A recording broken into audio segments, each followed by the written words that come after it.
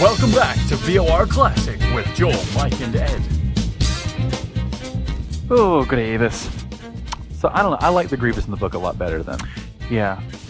But that's the thing, again, we were talking about at dinner to bring it back, was that we shouldn't have to read supplemental material to get through a freaking movie. And I'm going to have to look back at Lord of the Rings again.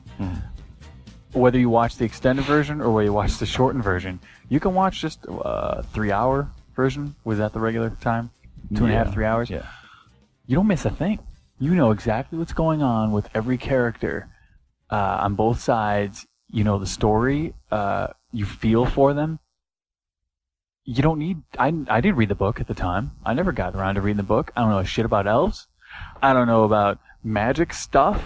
I don't know about Mordor. Now, there'll be some... What do you call it? Ringers? What do you call them? What do you call Lord of the Ring nerds? Ringers?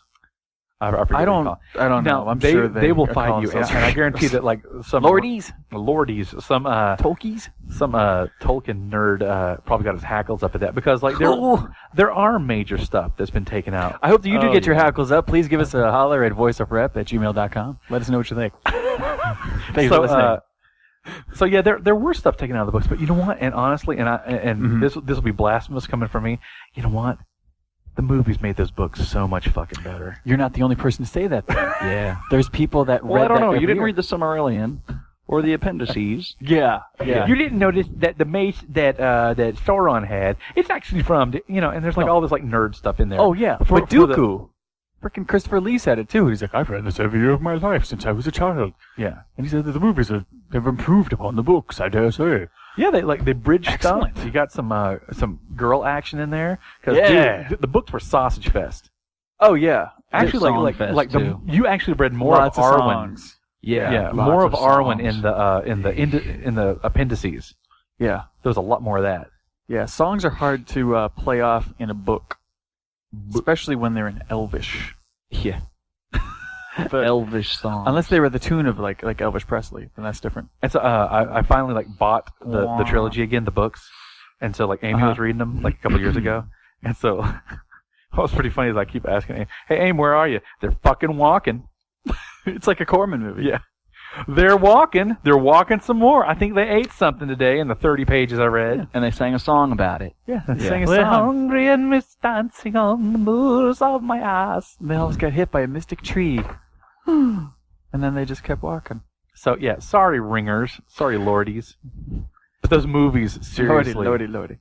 Holy crap. Yeah. The movies solidified it, whereas the prequels for our old Star Wars seem to make more shatter points. I'm going to use Shatterpoint. I'm going to use a term from the expanded universe of novels and comics. Shatterpoint. That's awesome. You brought it into Vector Prime. Shing!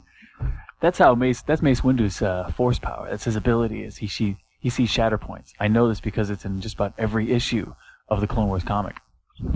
I see Shatterpoint. Yeah. What's a Shatterpoint? We know. He sees things. He sees the crux of where things are going to happen. And he sees people who are more likely to make that change. So basically, when Anakin came on the scene, he saw basically a hammer hovering over a pane of glass.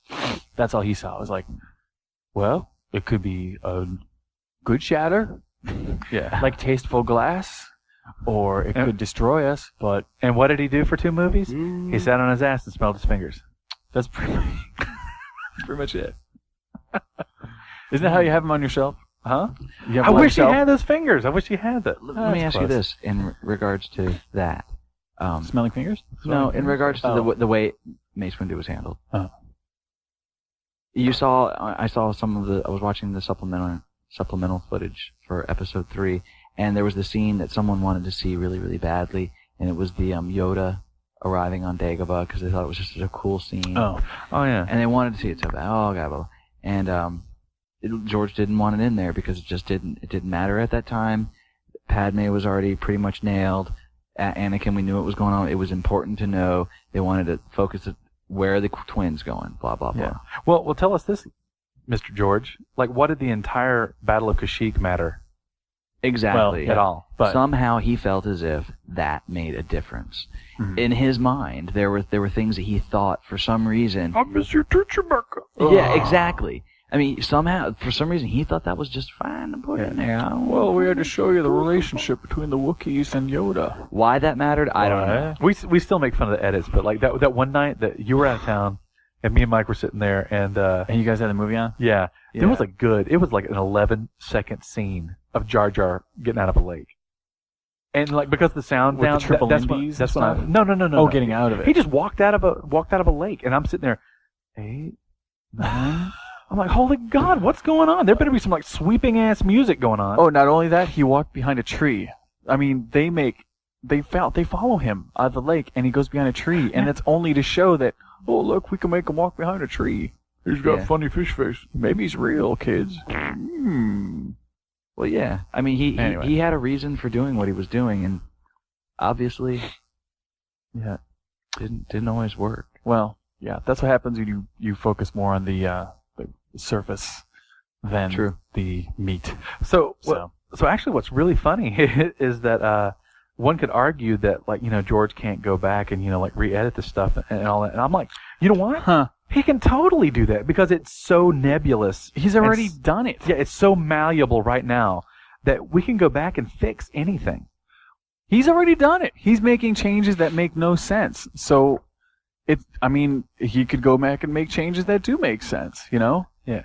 This whole old versus young Anakin thing, I mean, that shouldn't even be an issue, Hey, did I ever show you that chart of Star Blazers of Battleship Yamato?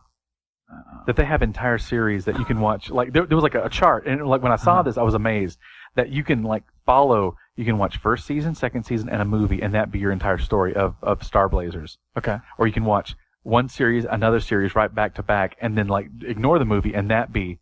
And they had like 5 different ways that you could enjoy Star Blazers with totally different endings and totally different. Oh, I see. And it was and it everyone bought in, so you could totally be I like ending 3. Yeah. And it would be just as valid. And at this point, you know what? I have no trouble, because I was mentioning at dinner, like, I can't watch episode 1 and enjoy it. However, since it's been like a couple months since I've seen it, I pick apart, and this is the whole thing we're talking about tonight, I pick apart the things that I like, and in my head, combined with the book, I enjoy the story. I enjoy things that happen and where it gets us to and the whole history of it, but as a movie experience, I don't care to watch it. No, I really don't. I'll stick around for some key scenes, mostly Jedi action. But it gets under my skin, and I feel shaken, with just so poorly handled. Poorly handled. What Looks is great. What is the handled. piece that was poorly handled? If you had to say there's one thing that killed it, what was it? Yeah. One thing. I think it's a focus on Naboo. I think it's such a focus on Naboo and the tiny battles there. I think that's what showed to me was that there was like one of those like cutaway books, and they showed a map of where the battle of Naboo took place, and it literally was like maybe 3 football fields in the middle of nowhere, and this was like what supposedly turned the whole. Yeah, I know. This turned the sway of the battle. Yeah, strategically it doesn't make any sense either. And even when so, they're setting it up. Yeah, so what's funny is that the more that they focused on this like little shithole planet, even though that it in the larger sense it had like a lot more importance, there were so many things that they shouldn't have been focusing on. They should have moved on. Yeah. I think that if they would have focused and thought about the characters more and just protecting them, protecting the character would have to me been 100%. Well, I don't know. I mean, on the whole, it's like on the whole, I think it should have been looked at as a whole, and I think that would have, solved a lot of issues as far as how things seem disjointed and how you have more focus on things like Jar Jar Binks or a battle or something else, and instead of, worry about your story and then tell the details and, start big and then work little. It seemed like this whole thing was like done, start little and then we'll put it together and make a big movie. Even in the design, make the design process and then maybe I'll write a story around it. Hopefully that looks good. So, I don't know. I think it was the process of making that ended up hurting it. Because again, there's so many little things to get us from where we started to where it ends. everything that happens in between, it can be gone through a lot faster. Yeah. You know, and still keep a lot of the same elements. But it was just exposition. You know, it was just, I don't know, just dragged out for the most part. So, you need to get to the point. Remember, he didn't even want to make that movie. And it's a movie they really didn't care to make. So, I mean, growing up, and I knew it was going to be political, you know? He was worried about, it's going to be really political if we go back to the prequels, so I don't know if I'll make them because it might be kind of boring. Actually, looking back now, I would have actually preferred that. You know, you could have kept more politics and still have the action and still make a really compelling movie. Yeah, we've talked Still about be this before. If they took out the Battle of Kashyyyk, and then put in the beginning of the rebellion with all the scenes with Mon Mothma, Right. and all that, that would have been awesome. Which they tried to do. Which they did try to do. Yeah. And But then they, well, I just felt that it slowed stuff down. Well, guess what? You know what? Like, I was sat there and literally in the theater thinking, what does this matter? I mean, like, sure, Yoda's here, but like, what does this matter? Yeah. Well, it was to finally get the Wookiees. It's the same reason that he had a chance to finally do the Wookiee planet because people, you know, he didn't let people he wouldn't show the Wookiee planet. Yeah. Because it was a major part of the prequels. And I'm really glad that Art Carney helped bring it to us. Yeah, that's the holiday special is still like a more valid or as valid. Yeah. As the holiday special is as valid a scene on Kashyyyk than Episode 3. Holy That's shit! kinda But like, sad. yeah, if you have to complain about like Phantom Menace, like buying time, go watch the holiday special. Yeah, well, I know that was painful pacing, but it's still not too far off in places. I'm not saying all of it. In places. you didn't explode even once today. I'm sorry. We may explode. Yeah. Exploding your planet. Well, I kind of right. did a earlier. And There was that. Just reminder again. We pushed back the date to what? June. No. Damn you.